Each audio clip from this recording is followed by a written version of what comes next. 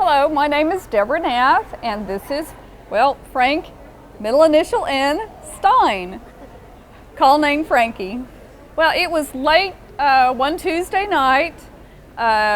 We were sitting around our living room watching TV, relaxing, about 8:30 at night, when we heard a thud on the front door. Well, we live out in the middle of the country, so nobody comes to our front door. So I told my husband, I said, honey, there's somebody at the door. So he looked at me and I said, well, you're the man, go answer the door. So he opened the door and he leaned over and he said, well, it's not someone, it's something. And in behind him came Frankie. Well, his eyes were all lit up, his tail was wagging, and we thought, wow, what a neat dog. And then we saw it, blood everywhere. He was dripping blood all over the house. So we called the vet and they met us for an emergency visit at the vet. And first thing that the vet said when we walked in the door was, Malamute mix. Malamute? There's no Malamutes near us. So okay, and took him in and he started working on him. And that apparently he'd been in a dog fight and it looked like the other dog had grabbed a hold of his neck and he just tore away, because it left a big old hole in his neck about this big. So the vet had to cut a swath of skin that was about 3 inches by 8 inches across his back.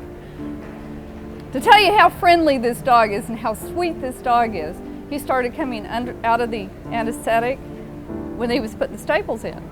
He started whimpering a little bit, so you knew he was waking up, but his tail just started wagging. So throughout this whole ordeal, this dog's tail never stopped wagging. So my husband was looking at him while they were putting the staples in, and he goes, you know, honey, we should call him Frankie for Frankenstein. Well, when we got him home, because his injury was on his neck, I couldn't put a collar, and I trained tracking dogs, so I know what putting a harness on him would do. So I took him out in the front yard and we started our training off lead. And he is really a little bit better off lead than he is on lead, because that's what he knew best. And you know, the first few days trying to teach him heel, he's like, no, there's a squirrel over here. No, there's a rock. No, there's a tree that needs me. But then we started our obedience classes and took him into beginning obedience, and he just excelled. He's heeling right there, he's sitting, he's doing everything right. The next class we took him in was beginning rally. And the first time the instructor put up a course, he and I went in and did it flawlessly. So the instructor goes, well, okay, time for you to go show him. So, it was less than a year. And he's got 2 agility titles, 1 rally title, and 1 leg on a CD, because he can't do the Stanford exam. When the judge wants to examine him, he's like, oh, you're my new best friend. I'm going to go home with you. So NQs us every time.